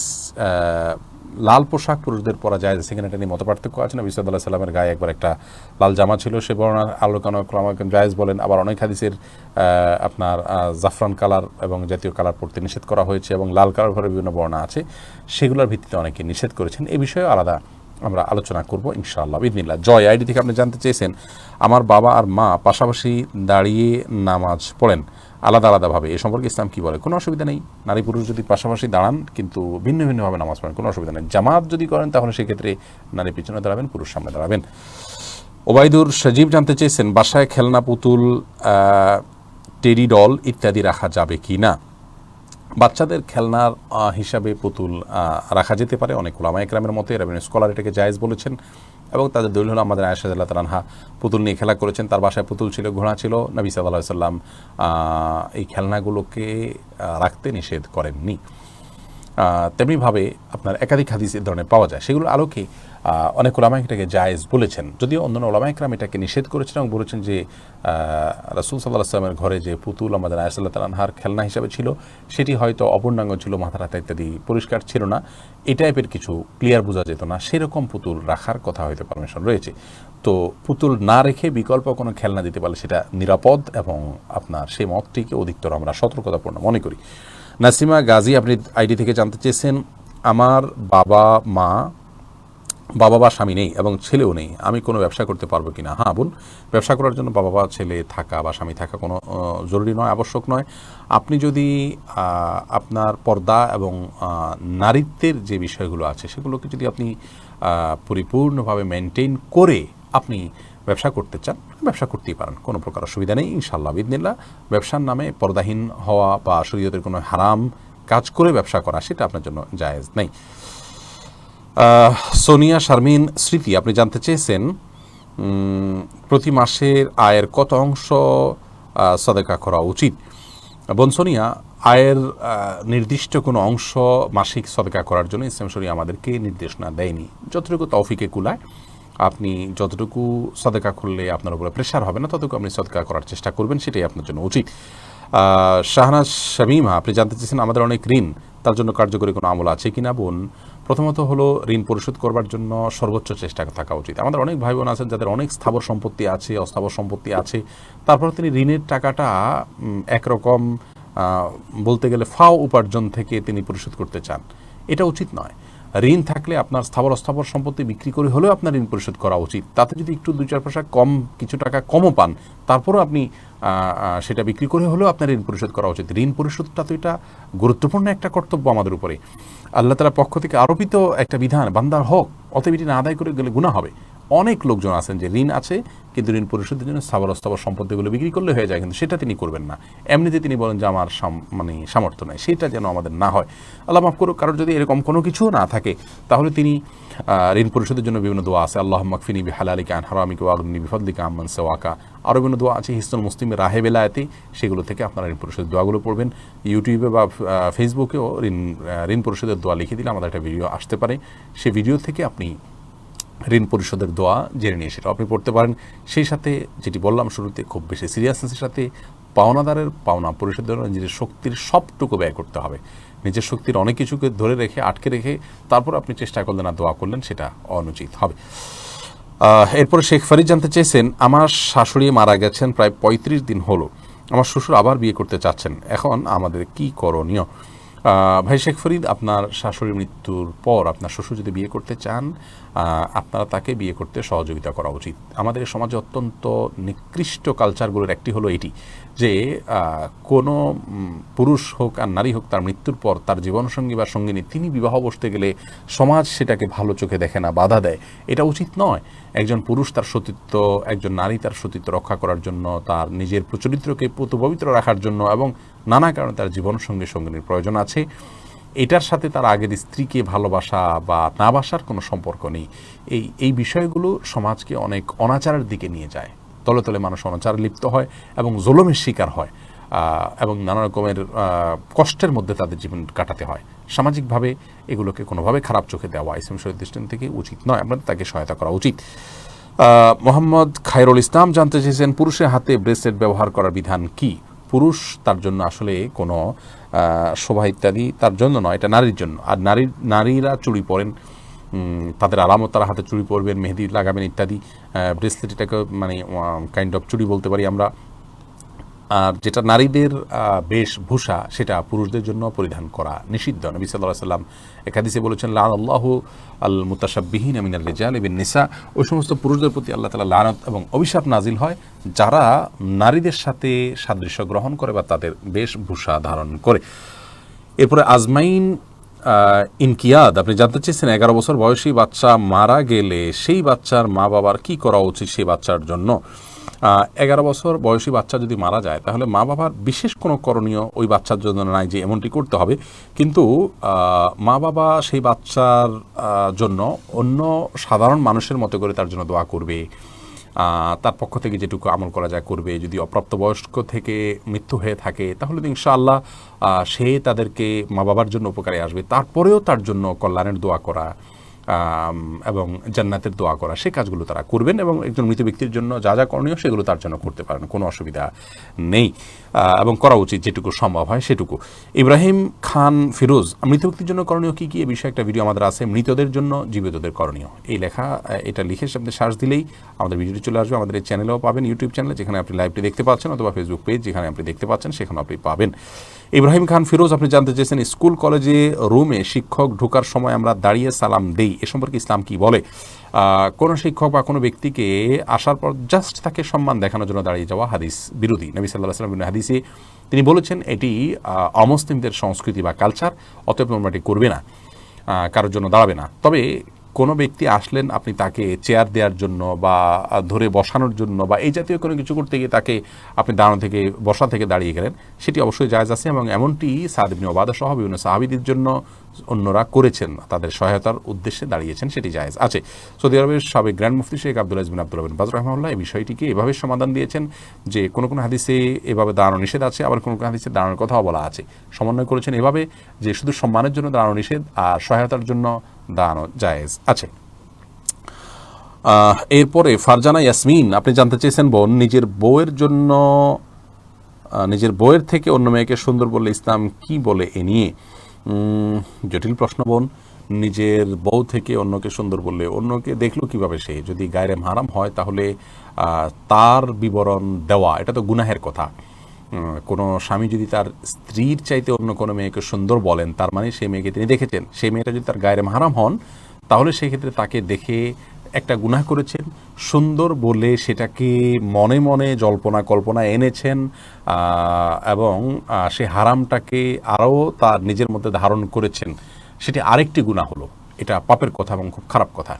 আর যদি সেই মহিলা মাহরামও হন, স্ত্রীর সামনে তাকে সুন্দর বললে যদি স্ত্রী মনক্ষুণ্ণ হন তাহলে সেটি বলা কোনো অবস্থাতে জায়েজ নাই। দাম্পত্য জীবনে শান্তি এবং সম্প্রীতি যেন বজায় রাখে সেটি প্রতি খেয়াল করা স্বামী স্ত্রী উভয়ের কর্তব্য। এটি যদি না করেন তাহলে তিনি আল্লাহর কাছে দায়ী থাকবেন এবং গুনাহগার হবেন। শফকত হোসেন তুষার আপনি জানতে চেয়েছেন, লজ্জা না থাকলে তুমি যা ইচ্ছা তাই করতে পারো, এই হাদিসের ব্যাখ্যা করুন। এর মানে হলো যখন কোনো হারাম কাজ করতে মানুষের লজ্জা হয় না। এর আজকাল দেখা যায় যে অনেকেই পাপের কাজ করছেন নির্লজ্জভাবে এবং কোনো রাগঢাক করা ছাড়াই করছেন। মেয়েদের অশ্লীলতার কথা বলুন, ছেলেরাদের তথাকথিত প্রেমের কথা বলুন, এই জাতীয় বিষয়গুলোকে আপনার গার্লফ্রেন্ড বয়ফ্রেন্ডের কথা বলুন, এগুলো অনবরত মানুষ করে যাচ্ছে এবং বলে যাচ্ছে অনেক মানুষ। তো এদেরকেই নবী সাল্লাল্লাহু আলাইহি ওয়াসাল্লামের হাদিসে মূলত বোঝানো হয়েছে যে ইদা ফাতাকাল হায়া ফাফআল মা শি'তা, যখন তোমার লজ্জা থাকবে না তখন তুমি যা ইচ্ছা তা করতে পারবে। তোমার লজ্জা থাকলে সেগুলো করতে তোমার বিবেকে বাধা দিবে। ঈমানি লজ্জা এখানে উদ্দেশ্য। ঈমানি লজ্জা, যে লজ্জা আমাদেরকে হারাম কাজ করতে বাধা দেয়, বিব্রত করে, সেই লজ্জা হলো ঈমানি লজ্জা। যে লজ্জার কারণে আমরা অন্যায় কাজ করতে ইতস্তত বোধ করি, সেই লজ্জা যদি না থাকে তাহলে সে যে কোনো কিছু করতে পারে। ফাহাদ ফাতেমা আপনি জানতে চেয়েছেন, মৃত স্বামীর জান্নাতি স্ত্রী হওয়ার জন্য কিভাবে আমল করা যেতে পারে? খুবই গুরুত্বপূর্ণ প্রশ্ন। আপনার মৃত স্বামীকে আপনি মিস করতে চান না, তার জান্নাতি স্ত্রী হওয়ার জন্য আপনি একজন আদর্শ ইমানদার হওয়া উচিত এবং কোরআনে কারিমে আল্লাহ রাব্বুল আলামিন একসঙ্গে যথাসম্ভব 28 বা 29 পারার দিকে সূরা তাহরিম বা এরকম কোনো একটা সূরার শেষের দিকে এসে 4 জন নারীর কথা বলেছেন। 2 জন নারী জাহান্নামী, 2 জন জান্নাতি। জান্নাতি নারীদের ভিতরে একজন হলেন ফেরাউনের স্ত্রী, আরেকজন হলেন আপনার আরেকজন হলেন আলে ইমরান, এমরাতে ইমরান অর্থাৎ ঈসা ইসলামের মা। আর জাহান্নামী 2 জন স্ত্রীর মধ্যে একজন হল লূত আলাইহিস সালামের স্ত্রী, একজন নূহ আলাইহিস সালামের স্ত্রী। এই ভালো নারীদের মতো নিজে আদর্শবান মানুষ হওয়ার জন্য আপনি নেক আমল করে যাবেন, আকীদাকে বিশুদ্ধ করবেন, কোরআন হাদিসকে অনুসরণ করবেন, বান্দার হক নষ্ট করবেন না, শিরক থেকে বেঁচে থাকার চেষ্টা করবেন এবং আল্লাহর কাছে দোয়া অব্যাহত রাখবেন। অর্থাৎ জান্নাতি মানুষের যে বৈশিষ্ট্য সেগুলো আপনি ধারণ করবেন। একটা ভিডিও আছে আমাদের, জান্নাতি মানুষের 14টি বৈশিষ্ট্য। সেই বৈশিষ্ট্য বা আলামতগুলো আপনি নিজের ভিতরে আনার চেষ্টা করবেন, ইনশাআল্লাহ আল্লাহ তাআলা আপনাকে আপনার স্বপ্ন অবশ্যই পূরণ করবেন। নাইমা সুলতানা বোন আপনি জানতে চেয়েছেন, স্বামী তার সমস্ত সম্পত্তি স্ত্রীর নামে লিখে দেওয়া জায়েজ আছে কি না? না, কোনো ওয়ারিসের নামে সমস্ত সম্পত্তি লিখে দেওয়া জায়েজ নেই। তাকে উপঢৌকন হাদিয়া হিসাবে সামান্য কিছু দিলেন, সেটি ভিন্ন বিষয়। ইকবাল হোসেন আকাশ আপনি জানতে চেয়েছেন, সন্তানের নাম ধরে স্বামী তার স্ত্রীকে ডাকতে পারবে কি না? যেমন সন্তানের নাম রাইসা, স্বামী স্ত্রীকে ডাকলো রাইসার মা এদিকে আসো, এভাবে ডাকা যাবে কিনা? অনেকে বলছে এভাবে ডাকা যাবে না। আপনাকে সঠিক উত্তর জানতে চাই। ইকবাল হোসেন আকাশ, কোনো অসুবিধা নেই এভাবে ডাকাতে। আমাদের অনেকেই বলেন যে ধরুন সন্তানের নাম ইকবাল বা রাইসা, আপনি যেটি বলেছেন, তো স্ত্রীকে যদি রাইসার মা বলা হয় তার স্ত্রীকে মা বলা হয়ে যাচ্ছে, গুনাহ হয়ে যাচ্ছে। স্ত্রীকে তো আর নিজের মা বলতেছে না, রাইসার মা বলতেছে। মানে আমার বিনিয়াত শরীয়তে কে কি উদ্দেশ্যে কোনটা বলেছে সেটা উপর নির্ভর করবে তার সে কর্মের পরিণতিটা। যেহেতু তিনি বলছেন রাইসার মা, অতএব তার মা হতে যাবে কেন? রাইসার মা হতে যাবে। এভাবে বলাতে কোনো অসুবিধা নেই, বরং এভাবে বলাটা আপনার মুসলিমদের একটা সুন্দর কালচার সমূহের মধ্যে থেকে একটি। এরপর ওয়ান্টেড আইডি থেকে আপনি জানতে চেয়েছেন, শরীরের ক্ষত স্থানে পানি লাগানো নিষেধ, এমন অবস্থায় নামাজের জন্য অজুর ক্ষেত্রে করণীয় কি? কোনো জায়গায় যদি ক্ষত থাকে ধরুন আপনার হাতের কোনো আঙ্গুলে ক্ষত আছে, তাহলে ওই জায়গাটা বাদ দিয়ে বাকি অংশ আপনি ধোবেন। আর ওই জায়গার উপরে ভিজা হাতকে যতটুকু সম্ভব ততটুকু আপনি স্পর্শ করা, মানে যদি ব্যান্ডেজ করা থাকে একই কথা, ব্যান্ডেজ করা থাকলে একই, ব্যান্ডেজ করা হলে ব্যান্ডেজের উপর দিয়ে শুধু আপনি ভিজা হাতে একটু মুছে নিলেই চলবে। আর যদি পুরো অঙ্গটি এমন হয় যে ক্ষত আপনি ধুতে না পারেন, তাহলে একই কথা পুরো অঙ্গের জন্য প্রযোজ্য, যে ভিজা হাতকে ঝেড়ে শুধুমাত্র ওটার উপর দিয়ে হালকা একটু মুছে নিলেন, যতটুকু সম্ভব হয় তাতেই চলবে। নাদিয়া ইসলাম, আপনি জানতে চেয়েছেন কারো অগোচরে তার নামে বিচার দেয়া হয়, এটা গীবত হবে কিনা? না, যদি কারোর কাছে বিচার দিলে এটা সমাধান পাবেন বা তার সংশোধন হবে, তাহলে সেটা কারণে গুনাহ হবে না। লাবণী আক্তার জানতে চেয়েছেন মৃত ব্যক্তির জন্য নফল নামাজ পড়া যাবে কিনা, তার তরফ থেকে নফল নামাজ পড়লে তার কোনো লাভ হবে কিনা, এটা নিয়ে ওলামাদের মধ্যে মত পার্থক্য আছে। মৃত ব্যক্তির জন্য আসলে দান সদকা করা, তারপরে তার পক্ষ থেকে ক্ষমা প্রার্থনা করা, গরিব দুঃখীদেরকে খাবার টাবার দেওয়া, উমরা করা, হজ করা, এগুলো হাদিস দ্বারা মূলত প্রমাণিত আছে।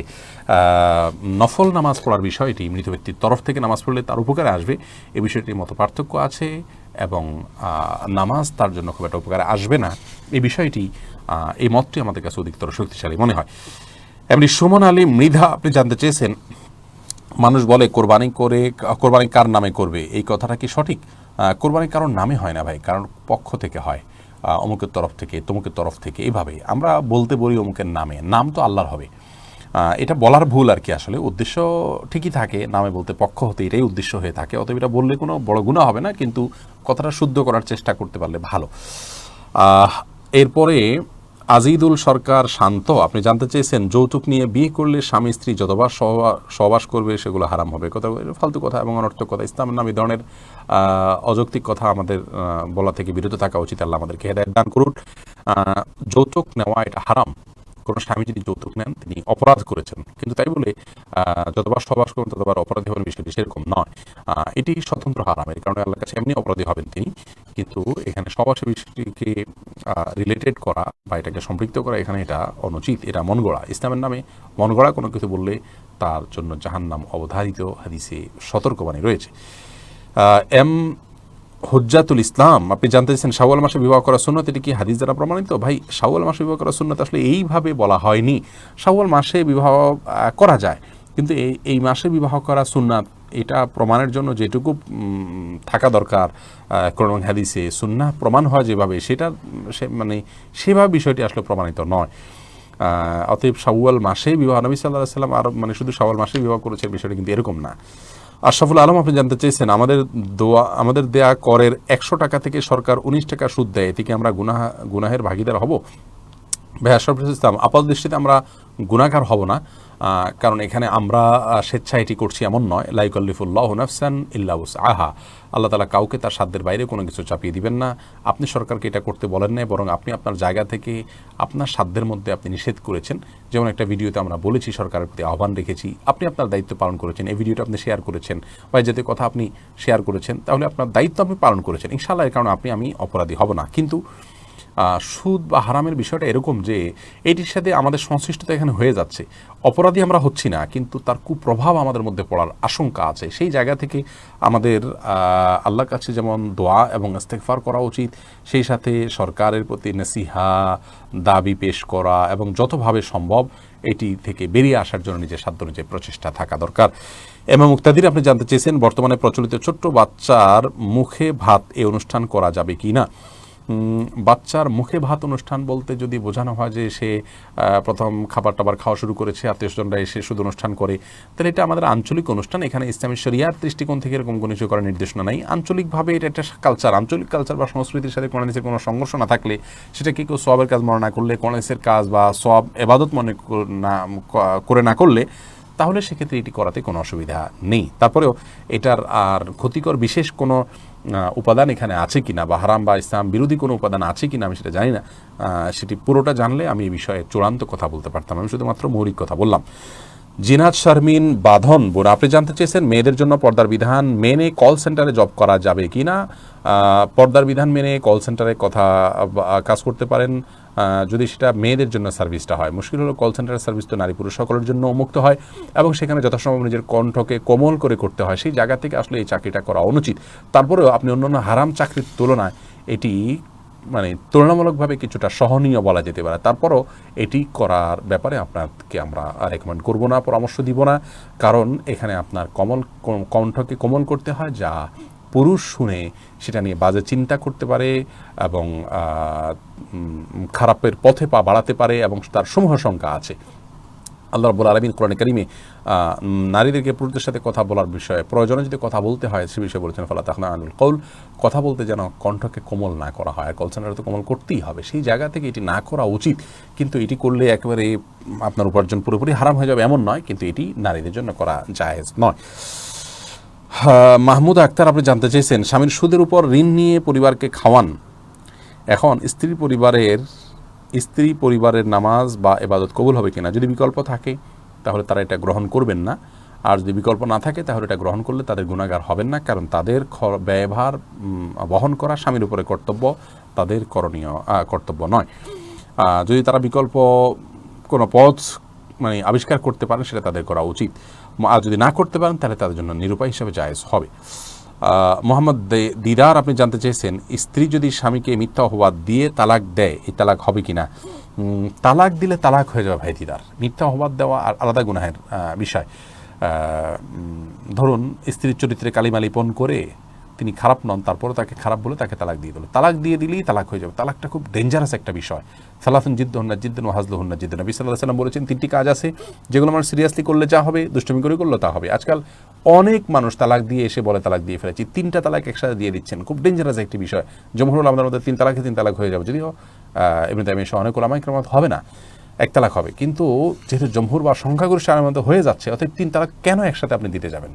কেন এই শরিয়া বিরোধী কোরআনেও নিষেধ আছে, হাদিসেও নিষেধ আছে এইভাবে কাজ করাটি তালাকে বিদআই বা গুনাহের বিষয়, এবং এর ফলে এমন হতে পারে সম্পর্ক আপনার চিরতরে হারাম হয়ে যাবে। এই জন্য তালাকের আগে আমাদের সাথে পরামর্শ করুন এবং যেভাবে সেভাবে তালাক দিবেন না। স্ত্রীকে মিথ্যা অপবাদ দিয়ে তালাক দিলেও তালাক হয়ে যাবে। হ্যাঁ, যদি তালাকের ধরনটা এরকম হয় যে অপবাদের সাথে শর্তযুক্ত করে দিলে তুমি খারাপ হলে তুমি তালাক, তাহলে সে খারাপ না হলে তালাক হবে না। এখানে বিস্তারিত ব্যাখ্যা জানতে হবে। তালাকের বিষয়ে আমরা ইন্ডিভিজুয়াল কেস এটার জবাব আমরা এভাবে দেই না, বরং সেটাকে স্টাডি করা ছাড়া জবাব দেওয়া যায় না। আমরা শুধু মৌলিক নীতিমালা বলতে পারি। আশরাফুল ইসলাম জানতেছেন, ছেলে মেয়েদের আকিকা না দিলে কোনো ক্ষতি হবে কি না। আকিকা বিভিন্ন বর্ণনা দ্বারা বোঝা যায় এটা তাদের আসলে লাইফ ইন্স্যুরেন্সের মতো, সেই জায়গা থেকে তাদের নিরাপত্তার জন্য এটা করা উচিত, কিন্তু না দিলে তারা ক্ষতিগ্রস্ত হবে এরকম কোনো কথা আবার হাদিসে বলা হয় নাই। নিরাপত্তার জন্য এটা সতর্কতামূলক ব্যবস্থার অংশ হিসাবে সাধ্য অনুযায়ী করা উচিত। রাস্তার পাশে গাছে লোহা দিয়ে জিকিরের শব্দ লিখিত সাইনবোর্ড লাগানো যাবে কি না। সাদ্দামান হাফিজ শুভ আপনি জানতে চেয়েছেন, এই বিষয়ে আমাদের একটা ভিডিও রয়েছে, সেই ভিডিওতে দেখে নেবেন। আমরা সেখানে বলেছি এটি করা অনুচিত, বিশেষ করে অন্যের গাছে, কারণ গাছে বা পেরেক লাগালে গাছের ক্ষতি হয় এবং গাছের ক্ষতি হয়, অন্যের গাছকে ক্ষতিগ্রস্ত করা আপনার জায়েজ নাই। নিজের গাছ যদি হয় তাহলে সেক্ষেত্রে আপনি এটা লাগাতে পারেন, সেটাও যদি না লাগান বেশি ভালো হয়, কারণ গাছের ক্ষতি করা ছাড়াও এটা সম্ভব। গাছ বিনা প্রয়োজনে কাটার পরে হাদিসে নিরুৎসাহিত করা হয়েছে, অতএব গাছের ক্ষতি হয় সেরকম কাজ না করে যদি থাকা যায় সেটা করবেন, কিন্তু নিজের কাজ হলে আপনি এটা করলে গুনাহ হবে না, অনুত্তম হবে এটাকে অ্যাভয়েড করার সুযোগ থাকলে অ্যাভয়েড করাটা।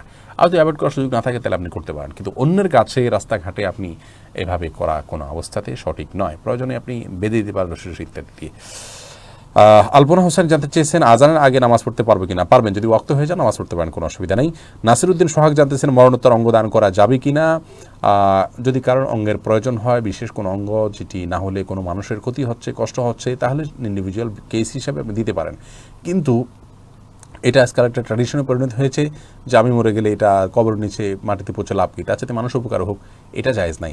মানুষের মানবদেহের প্রতি অপমান, মানবতার অপমান, এটা মানুষকে অসম্মান করার শামিল।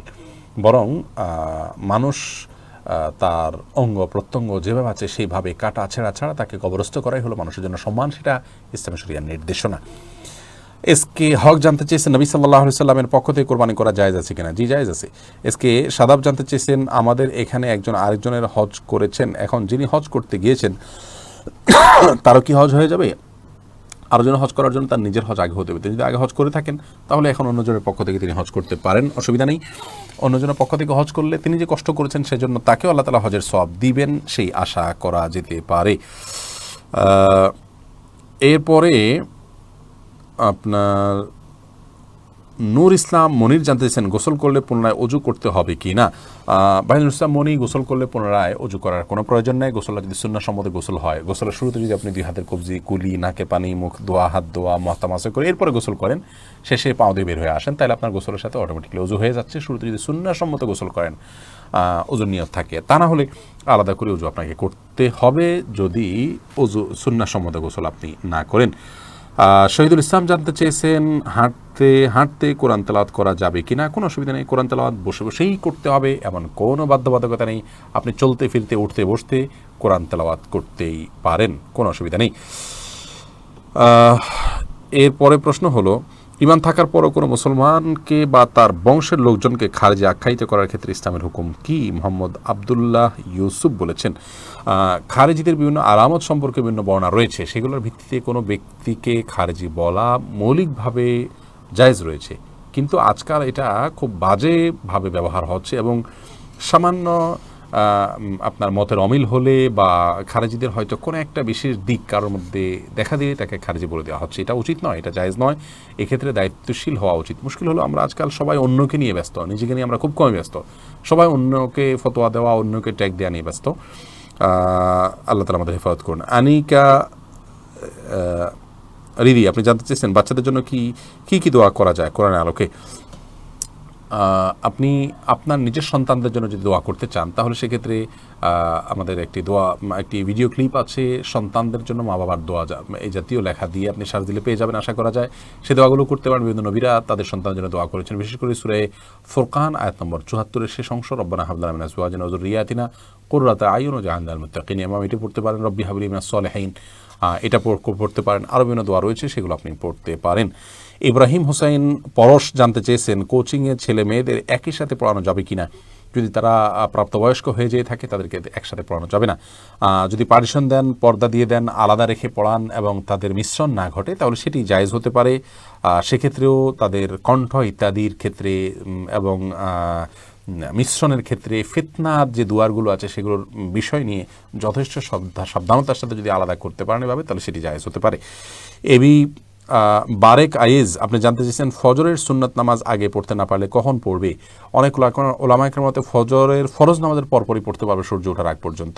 আবার কোনো হাদিসে ফজরের পরে এবং আসরের পরে কোনো নামাজ নেই, এবার এই মর্মে হাদিস রয়েছে। সেই হাদিসের ভিত্তিতে অনেক ওলামায়ে কেরাম বলেছেন সূর্য ওঠার 10-15-20 মিনিট পরে, অর্থাৎ শেখের অক্ত হলে তখন থেকে নিয়ে জোহরের আগে বা পরে তখন আপনি পড়বেন। তো দ্বিতীয় মাত্রা অধিকতর শক্তিশালী, যদি পরে পড়তে পারেন সেটা ভালো, আর যদি পরে আর পড়া হবে কি না সেটা আপনি সন্দেহের মধ্যে থাকেন এবং পরে পড়া হয় না, তাহলে সেক্ষেত্রে আপনি ফজরের ফরজ নামাজের পরপরও পড়ে নিতে পারেন সূর্য ওঠার আগে, কিন্তু পরে পড়তে পারলে ভালো। ইখতিলাফ থেকে আপনি ঊর্ধ্বে উঠে গেলেন। আব্বু আম্মুর কিউট ছেলে আইডি থেকে আপনি জানতে চেয়েছেন হুজুর আপনার বাসাটা কোথায় একটু বলবেন, আপনার সাথে আমার খুব দরকার ছিল। এই বিষয়গুলো আর জন্য আমাদের পেজে আপনি ইনবক্সে নক করলে, যে পেজে লাইভটি আপনি দেখতে পাচ্ছেন আমাদের নামে ভেরিফাইড ফেসবুক পেজে, সেখানে ইনবক্সে নক করলে আপনি ইনশাআল্লাহ বিস্তারিত জানতে পারবেন। এরপরে আরেকজন প্রশ্ন করেছে মোহাম্মদ সিয়াম পাটোয়ারি, ইসলামে কি কম হাসাহাসি করা ভালো? হ্যাঁ ভাই, কম হাসাহাসি করা ভালো বলতে হাসির নিয়ন্ত্রণ থাকা উচিত। সারাক্ষণ হাসতে থাকা বা যে অতিরিক্ত হাসি অনেক সময় আখিরাতের পরে সব ভুলিয়ে দেয় মানুষকে। দুনিয়াতে তো আমরা আখিরাতের একটা বিশাল বড় টার্গেট নিয়ে আগাচ্ছি, আমাদের সামনে হয় জান্নাত না জাহান্নাম, এই বিষয়গুলো মাথায় রাখার ফলে একটা মানুষ অযথা অহেতুক বা সারাক্ষণ হাসতে পারে না। বাকি হাসি কান্না এগুলো মানুষের জীবনের অংশ, বিনোদন, হাসি নবী সাল্লাল্লাহু আলাইহি ওয়াসাল্লাম করেছেন, করতেই পারেন, কিন্তু অতিরিক্ত হওয়া এবং আপনার আখিরাতকে ভুলে থাকা, জাহান্নামকে ভুলে থাকা, এটি কোনো ইমানদারের জন্য শোভনীয় নয়। সেই জায়গা থেকে আপনার এই কথা অবশ্যই সঠিক রয়েছে। এরপরে মোহাম্মদ আদনান জানতে চেয়েছেন ডিপিএস করা কি যাবে? ডিপিএস এর যদিও লাভ দেয়, ইসলামী ব্যাংকগুলোতেও যদি হয় তারপরেও এগুলোকে অ্যাভয়েড করা উচিত, যথাসম্ভব অ্যাভয়েড করাই হলো তাকওয়ার দাবি, সন্দেহ থেকে উঠার খাতিরে। সেই জায়গা থেকে এটি না করাই ভালো। এরপরে এমডি বেলাল আপনি জানতে চেয়েছেন পুত্রবধূর জন্য শাশুড়ির খেদমত করা জায়েজ কি না, ফরজ কি না। পুত্রবধূর জন্য শাশুড়ির খেদমত করা এটা ফরজ না, ওয়াজিবও না, এটা নৈতিক ব্যাপার, এটা তার করা উচিত। ফরজ ওয়াজিব না হলেও আমাদের অনেক কাজ করতে হয়। তরকারিতে লবণ দেওয়া বা মরিচ দেওয়া এটা ফরজ না, কিন্তু দিতে হয়, নাহলে খাওয়া যায় না। সেই জায়গা থেকে নিজের সাধ্য অনুযায়ী, সামর্থ্য অনুযায়ী শাশুড়ির সেবা করা উচিত। কারণ স্বামী, স্ত্রীর মানে আপনার শাশুড়ির সন্তান যিনি আপনার স্বামী, তিনি আপনার কাজে বা পুরো সংসারের কাজে ব্যস্ত এবং তার গোটা জীবন আপনার সংসার উন্নয়নে হয়তো ব্যয় হবে ইনশাআল্লাহ। তো তিনি বাইরে কাজ করছেন, তার দায়িত্ব তার মায়ের সেবা করা। অতএব তিনি যেহেতু বাইরে কাজ করছেন এবং আপনার কল্যাণেও তিনি কাজ করছেন, সেই জায়গা থেকে তার কাজটা আপনার করে দেওয়ার জন্য সাধ্য অনুযায়ী চেষ্টা করা উচিত। আর শ্বশুর শাশুড়ি যারা আছেন তাদেরও মাথা রাখা উচিত যে অন্যের মেয়ে আপনার সেবা করতে ইসলামের দৃষ্টিকোণ থেকে বাধ্য নন। এটা তার নীতিনৈতিকতার ব্যাপার, শুধুমাত্র বাধ্য নন। অতএব তাকে সেজন্য বাধ্য করা বা এটাকে তার ফরজ ওয়াজিব মনে করা, এটা আমাদের জন্য অনুচিত এবং অন্যায় কাজ। আল্লাহ তাআলা আমাদেরকে এ ধরনের অপসংস্কৃতি থেকে বের হয়ে আসার তৌফিক দান করুন এবং সবাইকে যার যার দায়িত্বের ভারে সচেতন হওয়ার তৌফিক দান করুন এবং আমরা যেন অন্যের জন্য কল্যাণমুখী কাজ করতে পারি। এরপরে রওনক মেহেরা আপনি জানতে চেয়েছেন, ওয়ারিস ঠকানো ব্যক্তির কী ধরনের পাপ হবে, সে কি জান্নাতে যেতে পারবে? ওয়ারিসকে যদি কেউ ঠকিয়ে যান তাহলে তিনি অবশ্যই হারাম করেছেন এবং হারাম করার কারণে তার জান্নাতে যাওয়ার পথে বাধা সৃষ্টি হওয়ার সমূহ আশঙ্কা আছে। এটা বান্দার হক, অতএব মানে তার জান্নাতের পথটা খুব কঠিন থেকে কঠিনতর। সেই জায়গা থেকে এ ধরনের অপরাধ থেকে আমাদের বেঁচে থাকা উচিত। আল্লাহ মাফ করুন, ওয়ারিসের হক যেন আমরা নষ্ট না করি। আপনার আমার যারা ওয়ারিস, আমাদের সন্তান বা আমাদের ওয়ারিস যারা আছেন, তাদের জন্য আমাদের সম্পদে যে হিস্সা আল্লাহ তাআলা নির্ধারণ করে দিয়েছেন, এটা তাদের প্রাপ্য, এটা তাদের অধিকার। অতএব তাদেরকে সে প্রাপ্য না দেয়া, আমার সম্পদ আমি দিলাম না, এরকম বলার কোনো সুযোগ নেই। এটি গুনাহ হবে, হারাম হবে। জেরিন তাসিম জানতেছেন, জোহরের নামাজ 4 রাকাত সুন্নত ছেড়ে দিলে কি গুনাহ হবে? জোহরের নামাজে 4 রাকাত সুন্নত যদি মাঝে মধ্যে ছুটে যায় কোনো অসুবিধা নেই, কিন্তু নিয়মিত যদি এরকম ছাড়েন তাহলে সেটি অবশ্যই গুনাহের কারণ। গুনাহ বলতে এখানে কবিরা গুনাহ হবে না, বড় কোনো পাপ হবে না, কিন্তু এর ফলে আপনার ছোট গুনাহ হবে এবং ক্ষতি হবে। কারণ নবী সাল্লাল্লাহু আলাইহি ওয়াসাল্লাম এটাকে কখনো ছাড়েন নাই। নবী সাল্লাল্লাহু আলাইহি ওয়াসাল্লাম কখনো ছাড়েননি, সেই কাজটিকে আপনি ছেড়ে দিলে অবশ্যই গুনাহ মানে ক্ষতি, অবশ্যই আপনার ক্ষতি হবে। যদিও ক্ষতিটা মহাপাপের পর্যায়ের ক্ষতি হবে না, কিন্তু হবে। এবং এ ধরনের ক্ষতির কারণে আপনার নামাজের যে মূল স্পিরিট, নামাজের যে মূল বরকত, সেটি কিন্তু নষ্ট হয়ে যায়। এরপরে রাজিয়া সুলতানা জানতে চেয়েছেন, পালক সন্তানকে সম্পদের ভাগ পাবে? উত্তর হল না, পালক সন্তান সম্পদের কোনো ভাগ পাবে না, তবে চাইলে আপনি তাকে কোনো সম্পদের কোনো অংশ ডোনেশন করে যেতে পারেন। জান্নাত ফেরদাউস জানতে চেয়েছেন, মেয়েদের জন্য পুলিশের চাকরি পর্দা বজায় রেখে করা যাবে কি না?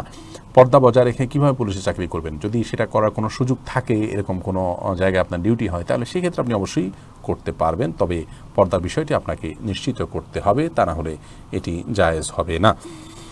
দাঁড়িয়ে পানি পান করার ইসলামী দৃষ্টিভঙ্গি কি জনাব সাইদ আহমদ জানতে চেয়েছেন। ভাই সাইদ, দাঁড়িয়ে পানি পান করা অনুচিত। মুসলিমের হাদিসে আসছে, কেউ যদি দাঁড়িয়ে পানি পান করে তাহলে সে যেন হাত দিয়ে সেটাকে বমি করে ফেলে দেয়। তার মানে নবী সাল্লাল্লাহু আলাইহি ওয়াসাল্লামের কাছে বিষয়টি অপছন্দনীয়। হ্যাঁ, কখনো নবী সাল্লাল্লাহু আলাইহি ওয়াসাল্লাম দাঁড়িয়ে পান করেছেন, শুধুমাত্র এটি হারাম নয় এটি বোঝানোর জন্য। জিনিসটি হারাম নয়, জায়েজ, কিন্তু অনুত্তম কাজ, অনুচিত কাজ, মাকরুহ, অপছন্দনীয় কাজ। আমাদের ইসলামটা সুন্দর হোক, আমরা জান্নাতে যাওয়াটা নিশ্চিত যদি করতে চাই, তাহলে সেই ক্ষেত্রে এই ধরনের অনুচিত কাজগুলো আমাদেরকে পরিহার করতে হবে। আমরা রান্না বাড়ার ক্ষেত্রে, দুনিয়ার ক্ষেত্রে পারফেক্টনেস আনার জন্য কত চেষ্টা করি। অতএব আমার ইমান আমলের ক্ষেত্রেও এ ধরনের অনুচিতগুলো থেকে বেঁচে থাকাও আমার ইমানকে, আমার আমলকে পারফেক্ট করার অংশ হিসাবে আমাদের খেয়াল রাখতে হবে। আল্লাহ তাআলা আমাদেরকে সেই তৌফিক দান করুন। ফারজানা রহমান জানতেছেন, একটা মানুষের 2বার আইকে দেওয়া যাবে কিনা? না, 2বার আইকে দেওয়ার কোনো বিধান ইসলামের শরীয়তে নাই। 1বার আইকে দিবেন, 2বার আইকে দেওয়ার কোনো প্রয়োজন নাই। মসজিদের মাইকে বিশেষ সাথে শবে বরাত, শবে কদর ইত্যাদি সারা জিকির আজকার করার হুকুম কি জানতে চেয়েছেন মামুনুর রশিদ। এটি অন্যদের, মসজিদের বাইরের লোকদের কষ্ট হয়, ডিস্টার্ব হয়, এরকম যদি হয় তাহলে সেভাবে মসজিদের মাইক ব্যবহার করে রাতভর জিকির, দোয়া ইত্যাদি আলোচনা করা জায়েজ নাই, হারাম, গুনাহ। অন্যের ক্ষতি করে আপনি উচ্চস্বরে দোয়া জিকির করা, এটা কোনো অবস্থাতে জায়েজ নাই। বাচ্চা আছে, অন্য বাহিরে মানুষ ইবাদত করেন, অমুসলিম আছেন, অসুস্থ ব্যক্তি আছেন, তাদের বিষয়টা বিবেচনা রাখতে হবে। ইসলাম কোনো ব্যক্তিকে ক্ষতি করার মতো কাজ করার সুযোগ দেয়নি, সেরকম কোনো কিছু করা যাবে না। এরপরে যে প্রশ্ন আমি দেখতে পাচ্ছি, তাহলে কিস্তিতে পণ্য দেওয়া সুদ হবে কিনা? আপনি জিহাদ জানতে চেয়েছেন। না, কিস্তিতে পণ্য দিলে সেটা বিক্রি করলে এটা সুদ হবে না। নবী সাল্লাল্লাহু আলাইহি ওয়াসাল্লামের যুগেও সাহাবায়ে কেরাম অনেকেই কিস্তিতে বিভিন্ন পণ্য কেনা বেচা করেছেন, অতএব এটি সুদ হবে না, এটি জায়েজ আছে ইসলামের দৃষ্টিকোণ থেকে। প্রিয় দর্শক, দেখতে দেখতে প্রায় 100 কাছাকাছি প্রশ্ন উত্তর আমরা দিয়ে ফেলেছি আপনাদের, এবং সময়ও পার হয়ে গেছে। আপনাদেরকে একটি বিষয় স্মরণ করে দিতে চাই, আসুন্নাহ ফাউন্ডেশনের পক্ষ থেকে নবীন উদ্যোক্তা সম্মাননার যে আয়োজন করা হয়েছে। এই আয়োজনে আপনি যদি কোনো ব্যক্তিকে দেখেন যে তিনি উদ্যোক্তা হিসেবে নিজেকে দাঁড় করাতে পেরেছেন বা তিনি এগিয়ে যাচ্ছেন বা শুরু করেছেন, আর উদ্যোক্তার সংজ্ঞা সেখানে আমরা বলার চেষ্টা করেছি আপনাদের কাছে যে যারা কোন একটা সমাজের মানুষের কোন একটা সমস্যাকে এমন কিছু করলেন যেটা হয়তো তার ব্যবসায়িক উদ্যোগ, কিন্তু এর মাধ্যমে মানুষের একটা সমস্যা সলভ হলো।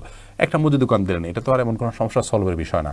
অনেক মুদি দোকান আসে আশেপাশে, ভিন্ন কিছু করলেন। ধরুন একটা এলাকা মানুষের একটা জিনিসের নিড আছে, তিনি সেই নিডটা ফিল আপ করলো, কোনো আইডিয়া করার জন্য কোনো একটা আইডিয়া তিনি বের করলেন, করে সেটা পূরণ করলেন, তার মাধ্যমে তার ব্যবসাও হতে পারে। তো এই জাতীয় ইউনিক আইডিয়াগুলো নিয়ে যারা কাজ করেন এবং মানুষের সমস্যা সলভ করার জন্য যারা কাজ করেন, এই ধরনের উদ্যোক্তাদেরকে বের করে তাদেরকে সম্মাননা দেওয়া, তাদেরকে প্রশিক্ষণ দিয়ে আরও দেশ সমাজ এবং মুসলিম উম্মার কল্যাণার্থে আরও বেশি অগ্রসর করতে হতে পারেন, সেজন্য তাদেরকে এফোর্ট দেওয়া এবং সহায়তা করা, এটা আমাদের এই উদ্যোগের উদ্দেশ্য। অতএব এখানে যারা এখনও নিবন্ধন করেননি তারা নিবন্ধন করে নেন। আপনার চেনা জানা এরকম কোনো ব্যক্তি বা প্রতিষ্ঠান থাকলে তাদের ব্যাপারেও আপনি রেকমেন্ড করতে পারেন, সেখানে তাদেরকে আপনি মনোনয়ন দিতে পারেন। আজ রাত 12টার মধ্যে এই কাজটি শেষ করতে হবে ইনশাআল্লাহ বিদিনা। পরবর্তী ধাপগুলোতে আমাদের বিচারকগণ বিশ্লেষণ করে আপনাদেরকে জানাবেন যে কারা বিজয়ী হতে যাচ্ছেন এবং যথাসময়ে তাদের নাম ঘোষণা হবে এবং আনুষ্ঠানিকতা পরবর্তীতে জানানো হবে ইনশাআল্লাহ বিদিনিল্লাহ। আল্লাহ তাআলা আমাদের সকলকে সব ধরনের কল্যাণমূলক আয়োজনের সাথে সম্পৃক্ত থাকার তৌফিক দান করুন। আমাদের এই ছোটো ছোটো আয়োজন যেন সফল হয়, আপনারা দোয়া করবেন। কিছুদিনের মধ্যে ইনশাআল্লাহ বৃক্ষরোপণের যে আয়োজন সেটির ঘোষণায় আসতে যাচ্ছে। কোরবানি সচ্ছলদের পক্ষ থেকে গরিবদের জন্য কোরবানি করে গরিবদের জন্য গোশত বন্টনের যে আমাদের প্রজেক্ট রয়েছে প্রতি বছরের নিয়মিত রুটিন ওয়ার্ক, সেটিও ইনশাআল্লাহ ঘোষিত হবে খুব শীঘ্রই। আর মহা প্রজেক্ট হিসাবে আসন্না ফাউন্ডেশনের প্রধান কার্যালয় এবং বাংলাদেশে মসজিদে নববীর আদলে নির্মিত একটি মসজিদ, যেখানে বহুমুখী কার্যক্রম থাকবে মুসলিম জাতির কল্যাণার্থে, গোটা মানব জাতির কল্যাণার্থে, সেই সাথে আরও ফাউন্ডেশনের সমস্ত কার্যক্রমের কেন্দ্রবিন্দু হবে। এরকম একটি কার্যালয়ের জন্য একটি বড় জায়গা কেনার মেগা প্রজেক্ট আমরা হাতে নিতে যাচ্ছি এবং সেই প্রজেক্টের জন্য আসন্না ফাউন্ডেশনের স্থায়ী এবং আজীবন সদস্য হওয়ার যে কথা আমাদের সংবিধানে লেখা আছে আসন্না ফাউন্ডেশনের সংগঠনতন্ত্রে, সে অনুযায়ী আমরা সদস্য আহ্বান করব অচিরেই। আপনারা সেই আহ্বানের সাড়া দিয়ে ইনশাআল্লাহ কল্যাণমূলক কাজে এবং সাদকা জারিয়ায় অংশগ্রহণ করার সুযোগ পাবেন। আল্লাহ তাআলা আমাদের সকলকে সেই তৌফিক দান করুন। আজকে এখানে শেষ করছি। কথা হবে বাংলাদেশ সময় জুমাবার রাত 9টা থেকে 10টা আগামী সপ্তাহে ইনশাআল্লাহ। আর রেকর্ডেড লাইভের যে ওয়াদা আমরা করেছি সেটা ইনশাআল্লাহ আগামী সপ্তাহ থেকে আমরা আপনাদেরকে আশা করছি উপহার দিতে পারবো। আসসালামু আলাইকুম ওয়া রাহমাতুল্লাহি ওয়া বারাকাতুহু।